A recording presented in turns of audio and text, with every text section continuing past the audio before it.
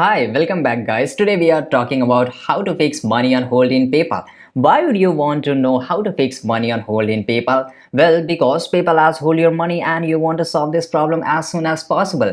So today I am going to show you how to fix money on hold in PayPal in a very easy manner. By the way guys, check the video description and I will try to leave the written instruction there. So the very first thing, you have to just go to the PayPal here and make sure that you're using the latest version, right? So you can, if you want, you can just go to the help center and you can ask the reason. But before moving the further, I would like to explain you that why PayPal hold your money.